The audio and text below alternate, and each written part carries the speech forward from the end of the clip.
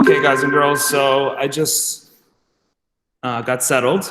So if you notice you have a focus question on the top left, you should be copying that down. You'll be doing a lot of notes today, 3 slides, so make sure you pace yourself.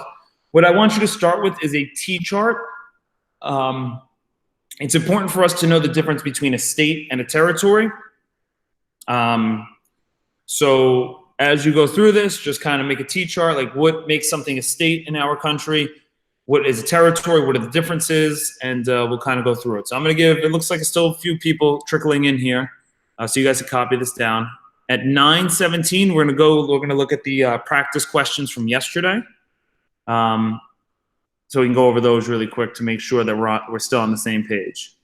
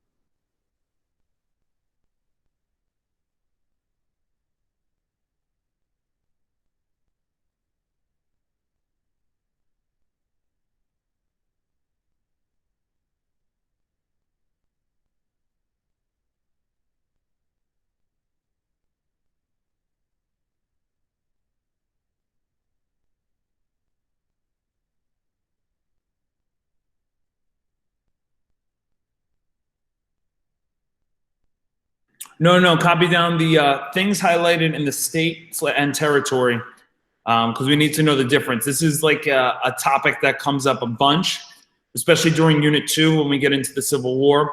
Knowing the difference between state and territory is really important. All right, so let's get into it. So first, let's start with the review questions from yesterday. We did some Regents questions from your homework assignment. So let me share this tab really quick. I will go back to that, do not worry. Okay, you are now looking at the practice Regents questions. All right, just in the chat here for the first one, or number 5 rather, the lack of a national executive, okay, this was from yesterday, no president and judiciary, no judges and courts, under the Articles of Confederation suggests that the founders of the American Republic, what? What did they do? Correct answer is 4. Excellent. They feared a strong central government. They were so worried about another King George III, they didn't create a president. They didn't create a court system. All right, excellent. Number 6, a major problem of the government under the Articles of Confederation was that the what? What was a major problem?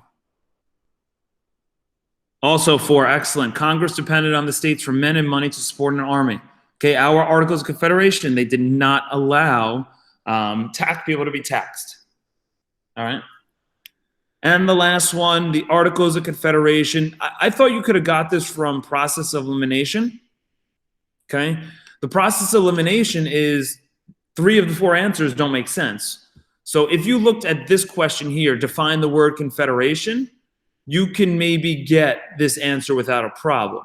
All right, so what's the correct answer for 7 here? The Articles of Confederation created a what?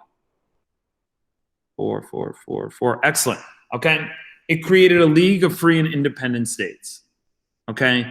And we didn't look at ourselves as necessarily a country. We looked at ourselves as 13 states who are free and independent. And that's a little bit of a problem. And you're going to see that come to a head today. Excellent. Nice job. All right, let's go back to this. All right, let's make sure that you can see it. Okay. So why are we going into the difference between a state and a territory? In the chat right now, someone in 2020, tell me a current territory that we own. Because we live in New York State, but what territories do the United States own? There's like 6 or 7. One's very popular. One you probably don't even realize. Some may actually think it's a state. All right, excellent. Puerto Rico. Puerto Rico is a territory. Okay, so I don't know if any students of Puerto Rican descent here, but technically speaking, okay, Puerto Rico is a territory of the United States. So it's like they are kind of a part of the United States, but kind of not. So we'll talk about what this means. When we started our country, I'm going to go to a map and come back to this. I know I'm jumping around. I'm probably frustrating you guys with the copying, but this is how I have to do it. When we set up our country, just to remind you, we get the Treaty of Paris in 1783. It establishes our country. Everything east of the Mississippi River, with the exception of Florida, is ours. All right, and what happens is two things are designed. We have the 13 colonies turn into the 13 states, okay? Virginia's a lot bigger, Georgia's a lot bigger, but essentially we have 13 states, okay, that's in the pink. And then you have what's placed territory. Territory is land that we own and we are in control, but we do not necessarily have it the same way as the state. So we'll talk about the differences. Most of your focus for today, because we're looking at the weaknesses of the Articles of Confederation, but we're going to first look at one or two strengths. Some good things from the Articles of Confederation happen in this Northwest territory. Okay, so we'll go back to why it talks about why it's called the Northwest Territory in a second, but let's go back to this.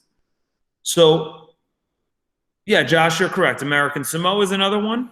Okay, you have Guam, places like that, the U.S. Virgin Islands. All right, the Marshall Islands. There's some smaller areas that we are in control of. So hypothetically, if well, let me just go into this. I'll get into that in a second. So, why was the Articles of Confederation ultimately a failure? Is the focus question, though for the first 10, 15 minutes, we will look at some good things. Okay? So, both under states and territories, no matter if you're a state, no matter if you're a territory, you're under U.S. federal government control. So that means a couple of things. You're going to help them by giving them some economic resources or some money. In exchange, we're going to give protection. It is not mercantilism, but essentially they are a part of our country, but they're not fully a part of the country. All right? So states and territories are protected. So big thing you'll learn in this class is obviously World War II. One of the events in World War II is Pearl Harbor. Pearl Harbor was located in Hawaii, which is now a state. But in 1941, it was a territory. That territory was attacked. And then we literally went to World War II because that territory was attacked, our naval base there. Muhammad asked, let me see. A territory can become a new state if it passes a number of population. There's a lot more to it than that, but that is one of the things. Okay, you don't have to have an overly large population to become a state. There's some more things that need to go on, all right, which you don't really need to know about for this class. All right, so in the state, okay, and I want to make this clear. If you live in a state, you have the right to vote for federal government employees, specifically the president. So there is a presidential election in less than a month away. All citizens from the 50 states will have a chance to vote for the president. If you are in Puerto Rico or you in Guam or you in the American Samoa, you do not have the right to vote for president. Now, can you vote for the governor of Puerto Rico? Can you vote for leaders in Puerto Rico? Absolutely. All right, but you are not allowed to vote for anyone in the federal government. You do not have representation, okay, so to speak. Okay? States can have representation in Congress. So you'll notice New York State, we're going to have 2 state senators, and we're going to have a bunch of people in the House of Representatives that represent us. Okay? In territories, when you have our Congress, you have, if let's say Puerto Rico, you are not allowed to have anyone in Congress that represents you. There are no, how do I put it? There are no senators from Puerto Rico in our federal government, and there's no representatives in the House of Representatives in the federal government. If you're not sure what the House of Representatives is or the Senate, or you forget, we'll go over all that again, but you should just know that is essentially where we get our representation in our legislative branch. All right? And if you're a part of a state, you must pay a federal tax. We'll talk about federal taxes more, but essentially, let's take the income tax. Depending on how much money you make, okay, like let's say you make like close to $100,000 a year, you're going to probably pay like 22% of your income to the federal government if you live in a state. So, do the math. If you make $1,000 a week, okay, 22%, you're going to give $220 to the government every week. Okay, the more you make, the more you have to pay. The less you make, the less you have to pay. All right, we'll talk about that more later. But essentially, in states, you have to pay a tax to the federal government. Josh, you are correct. There are talks that Puerto Rico will become a state. I predict within the next 20 years it will happen.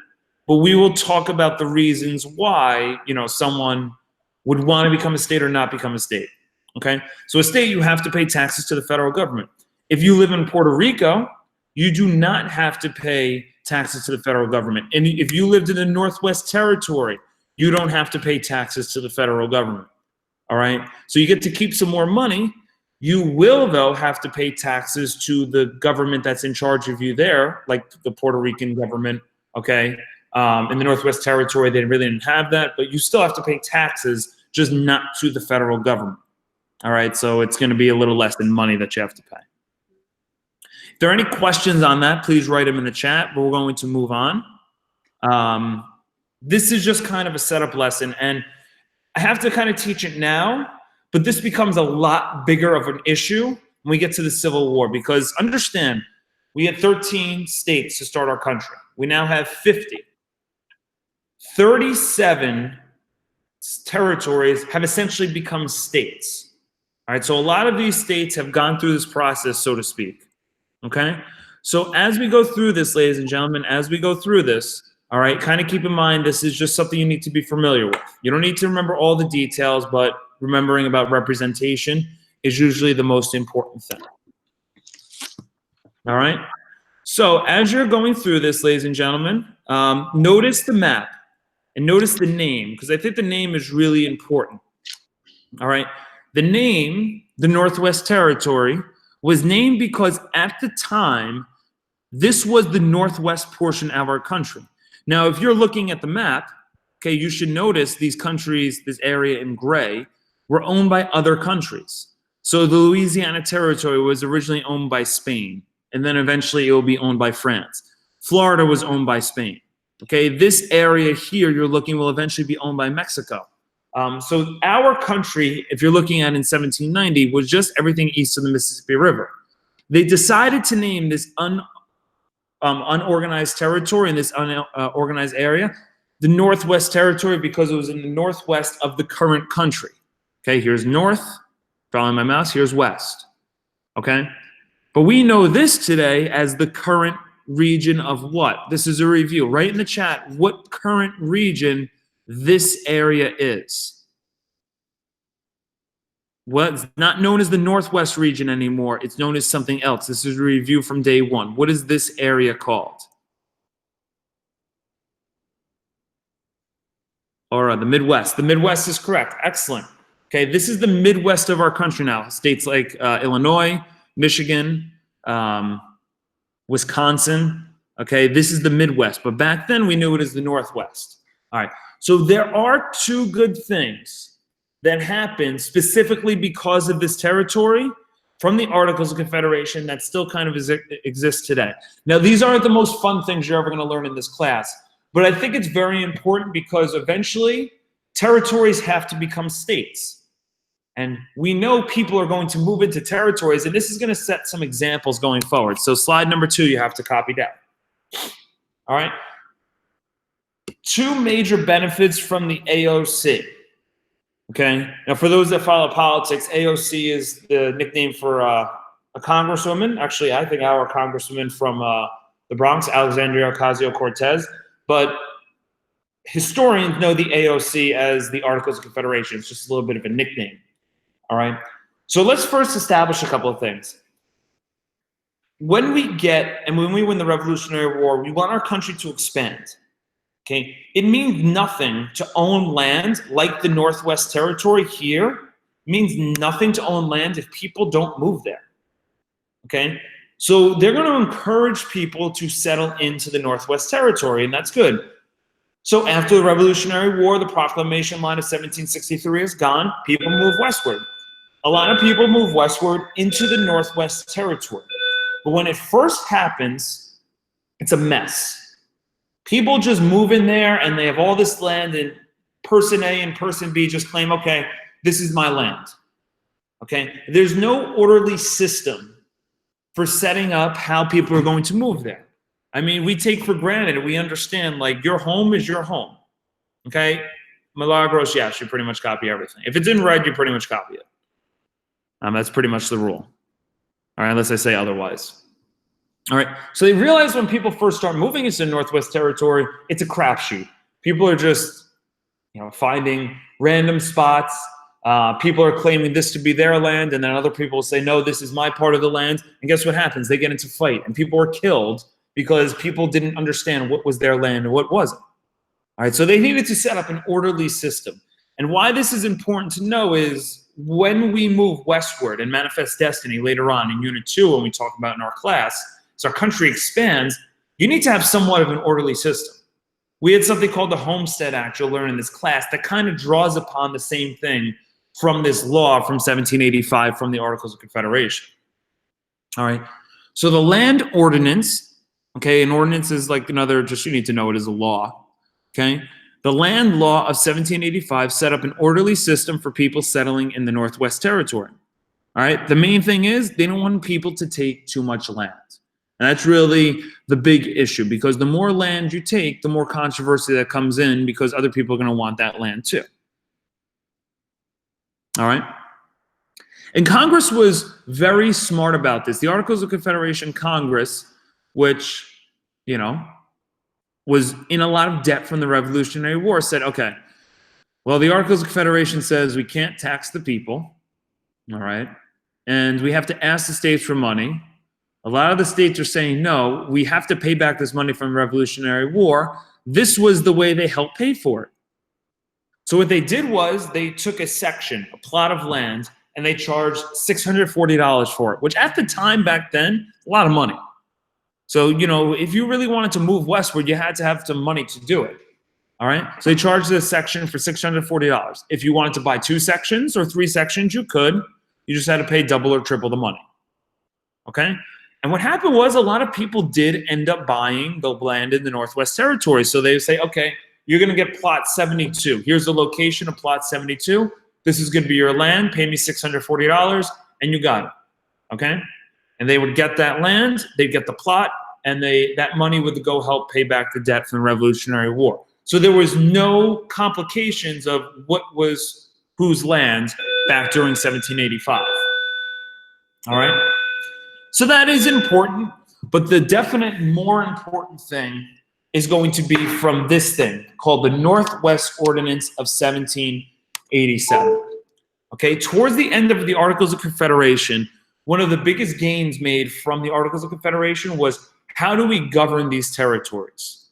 Okay, because essentially, if you were living in a territory, you weren't playing by the same rules as people in the states. The Northwest Ordinance is going to establish a couple of things for people that lived in territories.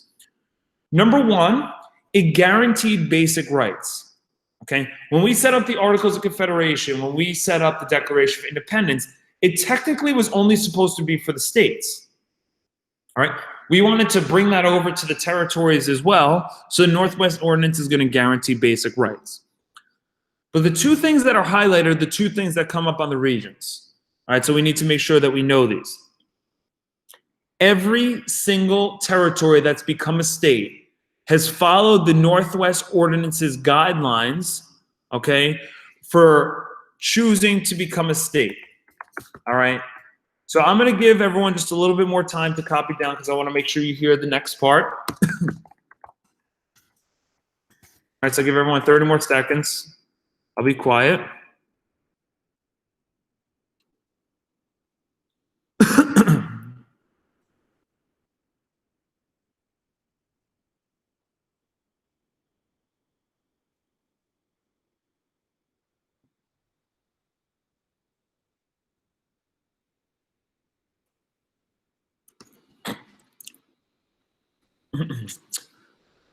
All right, so do you have to know the process of becoming a state in our country? No, but just so I kind of say some of these things.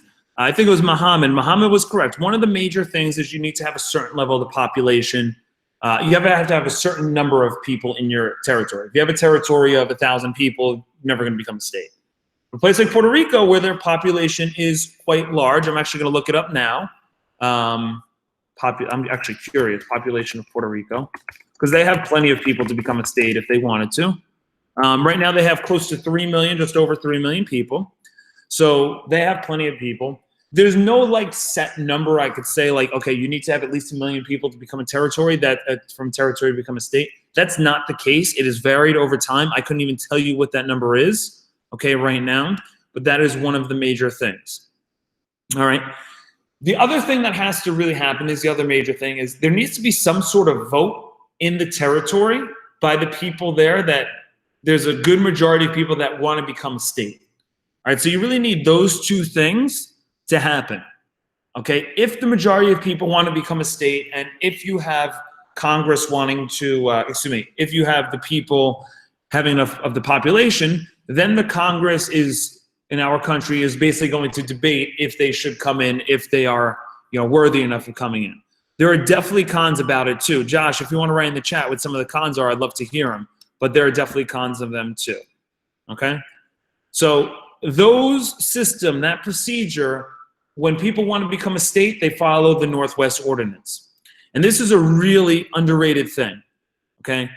In states, you're allowed to own slaves. Now, let's just look at the morality of stuff, okay? Owning slaves are obviously bad, but unfortunately at the time, it was how things were, okay? If you're in a territory, though, you are not allowed to own a slave. All right, so this sets a precedent going forward when we get to things like a civil war. When a territory wants to become a state, a lot of territories want to become states so they can own slaves. Okay, Missouri is a great example of that. Texas is another one. Okay, so they wanted to own slaves, so therefore they would choose to try and become a state because of that. But in territories, you were not allowed to. All right, so these were two major benefits of the Articles of Confederation. All right. What we're going to do now is, after these Regents questions, okay, I don't want to do this one, let's do this one. Write in the chat when you get the answer, the Northwest Ordinance of 1787 was important because it what?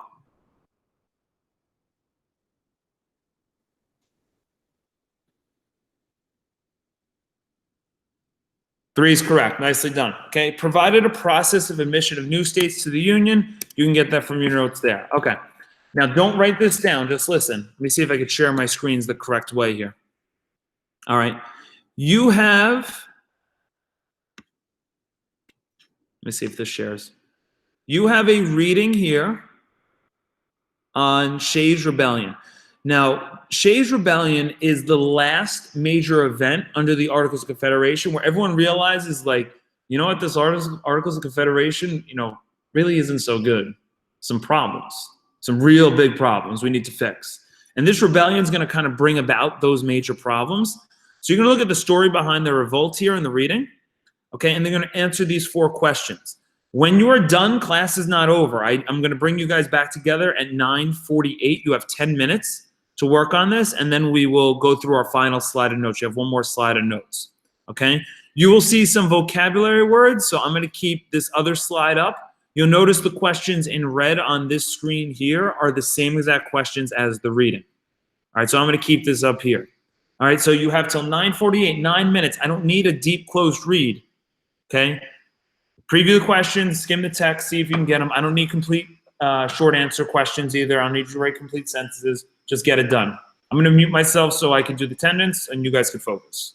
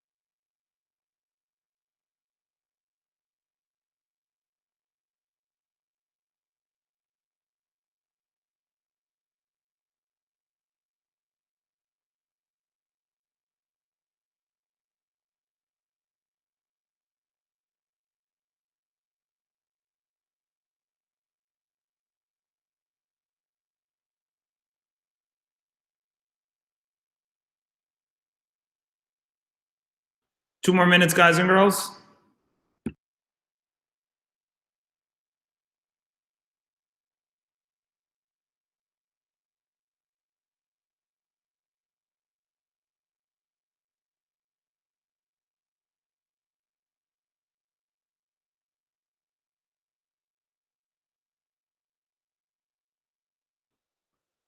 Just go back to your notebook, Milagros, and wait for the directions. Yeah, just wait.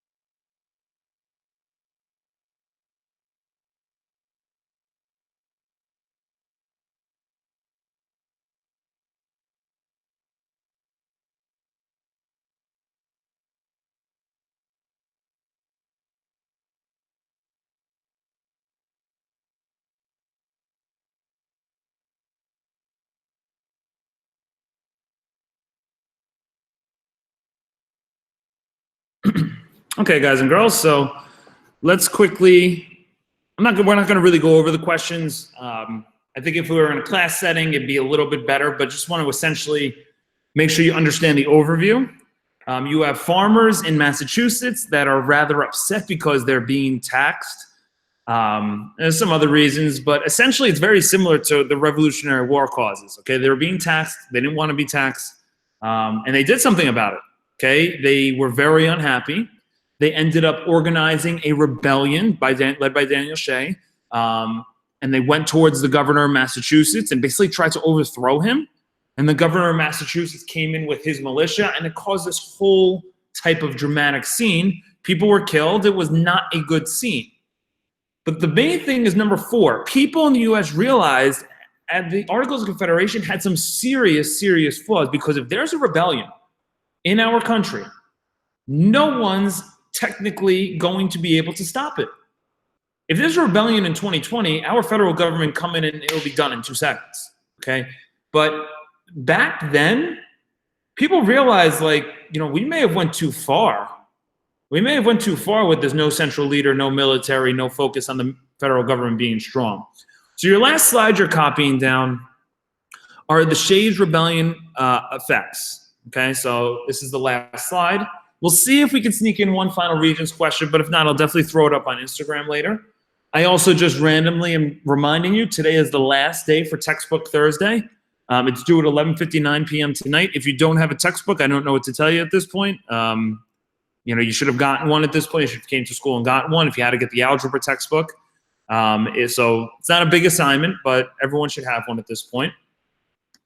But that is due tonight, all right? And then the next one will be posted tomorrow. You have a full week to do it this time, not just 4 days. So you have plenty of time to do it. Stay on top of that stuff. All right, so here are the effects of the Shays Rebellion, okay? And I call this the straw that broke the camel's back. It's a figurative saying that basically said, we have all these problems with the Articles of Confederation.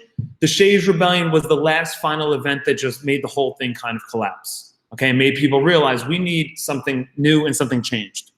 So people realized that having a federal government as strong as King George was bad, but also not having a stronger federal government, where the states are stronger than the federal government, can lead to serious and major problems, okay?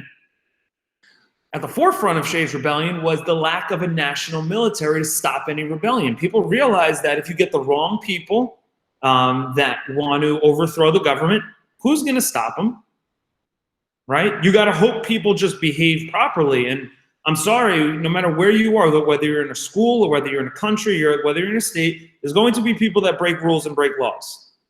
You need to make sure that the laws are enforced and protected by the government.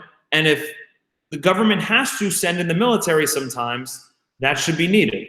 Okay? And in this case, under the Articles of Confederation, they couldn't raise an army.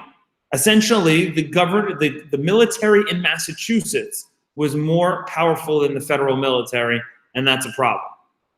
All right? And essentially, at the end of Shays' Rebellion in 1786, the founding fathers and the leaders of our country are going to realize we may need to change the Articles of Confederation. And what they really realized was we may need a new constitution because the one we have isn't great. Okay? Now, this is a weird example, but I like to give it. When I was a first-year teacher, my administration basically said to me, look, kids got to be working in groups. Kids, should be working cooperatively. They should be sitting in groups of 4. That's how social studies should be taught. In my first year, I couldn't teach as well as I could now because I was learning. Okay, I realized that, learning social studies in groups has its merits to do it, but sometimes you need to be sitting in rows. You need to be sitting 2 by 2 and facing the board when you're taking notes. Because when you're not facing the board, you're not facing the teacher when you're taking notes, there's a lot of things that could distract you. So I was learning as a teacher early on what worked for me, what didn't work for me, and I had to make some changes, okay? Our government functioned the same way. When you first do something, okay, you realize, okay, this works, this doesn't, I need to change this. So our government was doing the same thing. They realized certain things worked. We had some okay things from the Articles of Confederation, but ultimately we need a new constitution. We need to start again. And the second time they did it, they got it right. And the way I know they got it right is because we have the same constitution still in 2020, and they allowed a lot of flexibility, which is really good, where the Articles of Confederation didn't. Okay? So at this point, all right, what we're going to do is I'm going to leave the question up. You just need to make sure you turn in the Shays' Rebellion assignment. You need to make sure that, do we add, no, Yahia, you do not have to do that. I will tell you anytime you explicitly have to do that. You may have to do, you're going to have to do it next week for sure. All right, here is the last question. Write it in the chat when you got it, and then once you got it, you could leave. All right, Shays' Rebellion became a national concern for many national leaders because it what? Once you write in the chat, you can exit out. Make sure you turn in the textbook assignment tonight if you haven't already.